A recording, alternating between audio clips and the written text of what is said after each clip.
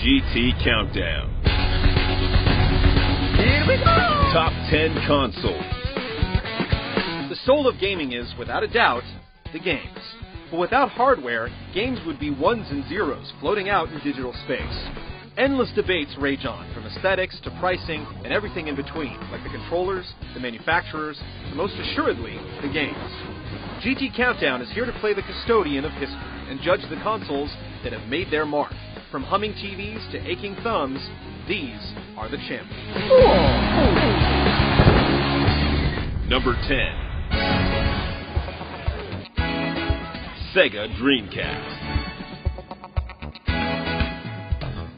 Designed as the system to oust the PlayStation and Nintendo 64 from their respective roosts and cut the throats of their heirs, the Sega Dreamcast instead makes the list as the little video game system that almost could. As Sega's final swan song in the hardware business, the Dreamcast sported a number of features that would eventually set the bar for future console releases, like cutting-edge 3D graphics and online gaming. Although only a handful of sports games and Phantasy Star Online supported online play, there were still a number of offline games that kept gamers busy, like the fan-favorite Shenmue. This is cool. Toss that onto the pile of other classics like Soul Calibur, Sonic Adventure, and Jet Grind Radio, and you begin to see that though its life was short, it left a huge imprint on the industry. The Dreamcast may have been a bad idea in the eyes of consumers, but it was anything but in the hearts of the hardcore. Number 9.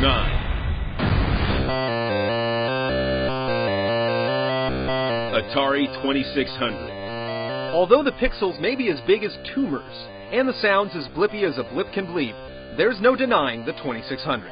Atari's brightest star, the Pong creators picked up the pace in '77 with the faux wood-paneled Atari VCS, later redubbed to the more Blade Runner-esque 2600. With the ability to switch games via cartridges, the 2600 took off, and with crazy peripherals in tow. Its library and presence swelled, swatting down competitors that offered better graphics and sound.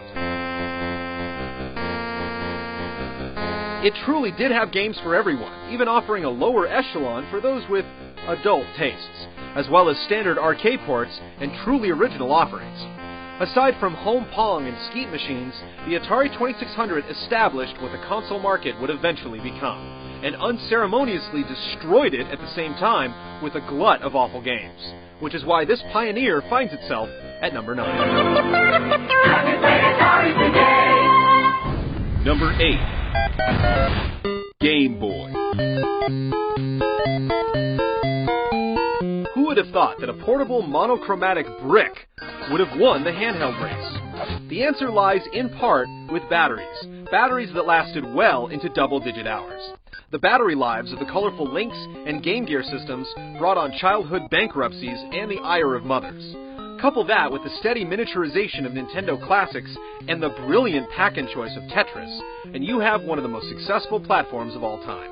This old gray mare sold upwards of 70 million units and controlled the portable niche for 9 years, with a little help from Pokemon and the eventual color upgrade. The games were simple, which made them perfect for a mass audience, and even though it seems large by today's standards, it was easily the only pocket-sized system on the market at the time.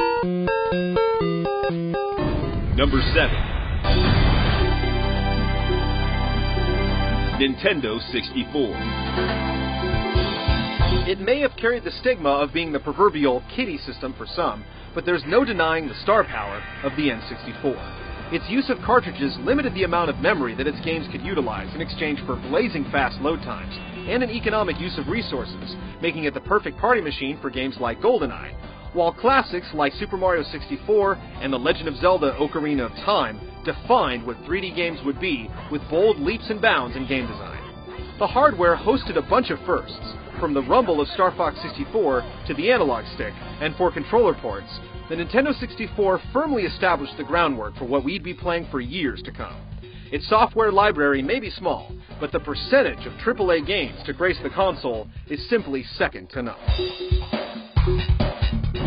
Number 6. Sega Genesis.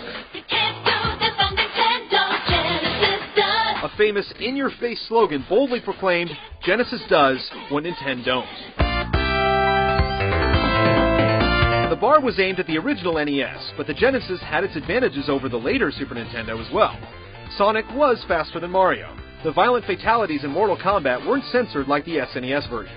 There was blood in NHL 94, and Sega's Jurassic Park let you play as a vicious man-killing raptor. Sure, the system's audio was a bit primitive, the hardware add-ons like the Sega CD failed miserably, and blast processing was pure marketing hype.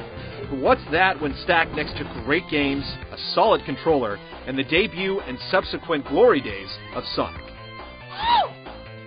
Number 5.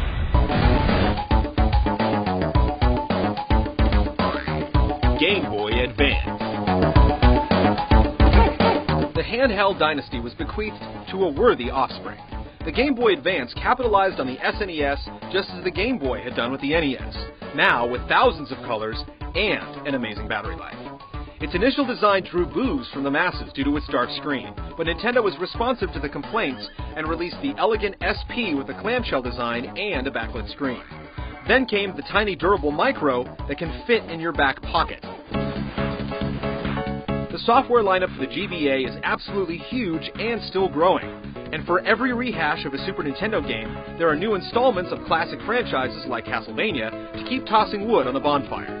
How many handhelds can you think of that received a console peripheral to play its games on a big screen? The GBA is still racking up sales almost 6 years after its release, making it one of the most successful platforms of all time.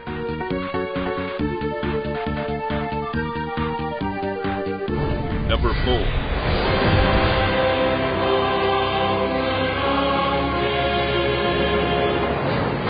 Sony PlayStation 2.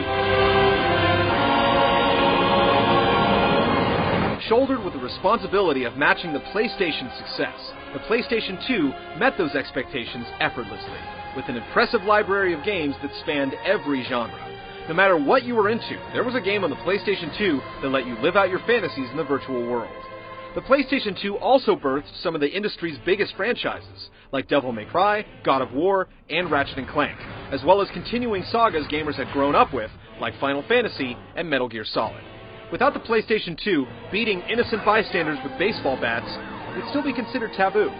If you need any further proof of the PlayStation 2's dominance, it's still one of the top-selling consoles almost 7 years after its release. No other platform can stake that claim. Number 3. Nintendo Entertainment System. In the 80s, it looked like games had had it. Arcades had retreated into pizza parlors, and the glut of games that had once sustained the 2600 had turned to rot. At this bleak time, a little company from Japan came to power. Nintendo Power. Out went the joystick, and in came the D-pad. High scores gave way to games you could actually complete. And when graphics started smoothly scrolling across the screen, a whole new generation of gamers was born. The NES delivered an 8-bit orgy of software with seemingly countless IP launches that have since become the foundation of the industry. Software integrity was protected by the Nintendo seal of quality, and the Nintendo Entertainment System single-handedly saved the video game industry from the pits of despair. Number 2. Super Nintendo Entertainment System. The Super Nintendo eventually won the 16-bit wars, despite being released 2 years after the Sega Genesis. The 8 channels of sampled sounds helped create virtual game operas, like the literal version in Final Fantasy III. Mode 7 fired pseudo-3D games like F-Zero across the starting line, and the system bore new heavy hitters like Mario Kart and Star Fox, while giving us unforgettable RPGs like the fastidious time-traveling Chrono Trigger. The Super Nintendo also grew up classics like Castlevania, Zelda, Metroid, and the mighty mushroom munching machine Mario. And just when people thought the console was toast, Donkey Kong Country came along to make the Genesis blast processing look more like a whimper. If a console's place in history is indeed all about the games, it's hard to deny the Super Nintendo's spot as the second best console of all time. Number 1. Sony PlayStation. After a botched deal between Nintendo and Sony to create a disc-based video game system, Sony struck out on its own and created the PlayStation. While it was slow out of the gate, it gradually built steam based upon a shift in focus toward more adult games. The big coup for the PlayStation brand was when Square's Final Fantasy VII jumped ship from the Nintendo 64, only to be followed up by the legendary Metal Gear Solid. This started the snowball tumbling downhill, propelled by exquisite CG streaming off CD-ROMs. The PlayStation is legendary for more than just its games, though. It kick-started mass-market acceptance of the medium, and made playing video games a pop culture phenomenon that is held true to this day. Without the PlayStation, you have to wonder just how big the industry would be today.